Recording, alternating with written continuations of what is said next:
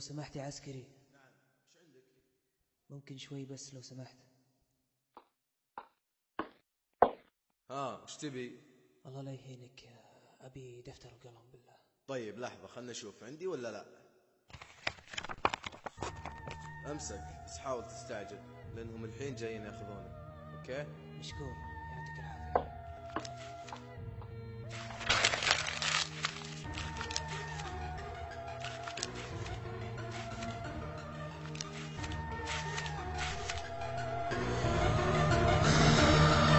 طلبتك يا قلب ما تدرب حبرك الكلمات وعيشهم جو محب نقبل عليه لما مات. صور لهم رشاتي حسسهم بطعناتي، سمع مهاتي صرخاتي وصيحاتي، وضح لهم جروحي شق سنيني ومعاناتي، وباسمه الكريم بشد لك قصة حياتي.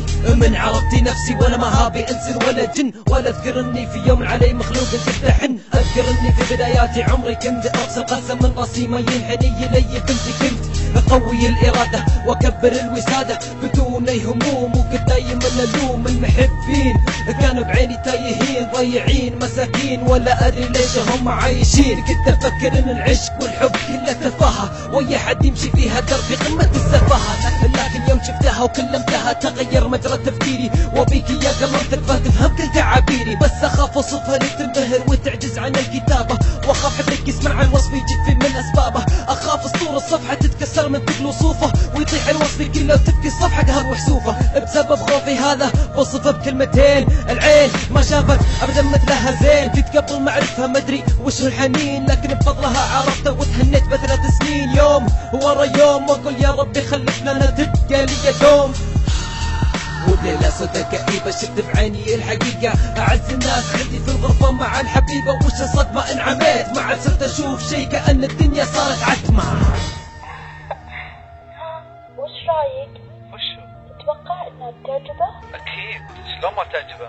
ان شاء الله انها تعجبه. ان شاء الله. ما عاد ادري وش اقول، ادور على حلول، دخلت عليهم عشان افهم لكن عقلي يحتار، وماني قادر اصدق ابدا هذه الاعذار.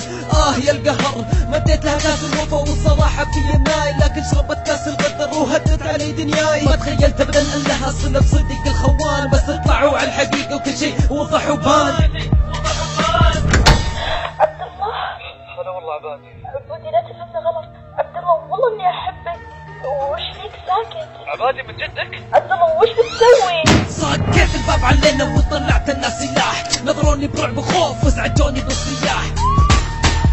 طلقت طلقتين ذبحتهم كيستهم ربطتهم دفنتهم انا بعز الصباح، صار وضعي بارتياح، الثقة مشر انتقام والقهر عني ينزاح. مو انا اللي تغدرون فيه وتلعبون عليه، مو عبد الله اللي يسوي شيء ويندم عليه.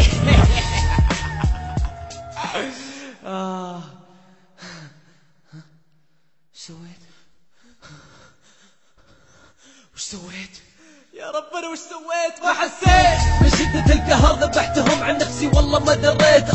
يا ليتني ما حبيت، لكن شو اسوي انا على نفسي جنيت. اكتفيت من جو الحزن ورجعت الغربة بمسح اثار الجريمة، لقيت كرتون احمر تحت السرير جدني لونه وتصميمه، مكتوب عليه كل عام وانت بخير يا عز من في الكون، نحبك يا عبادي وعقبال المليون. مرت بي الدقايق اقلب الموضوع وحاير، على طول خلقتني العبرة يوم استوعبت اللي صاير. اتريهم خططوني يسوون لي عيد ميلاد، وخبوا علي ما توقعني بضغط السناد. من بعدهم دهمتني الكوابيس والاوهام، وسلت نفسي والحين محكوم علي بالاعدام. يا قلب تكفى طلبتك لا تخيب ظني وسط رسالتي، وخلي المحبين ياخذون العبرة مني.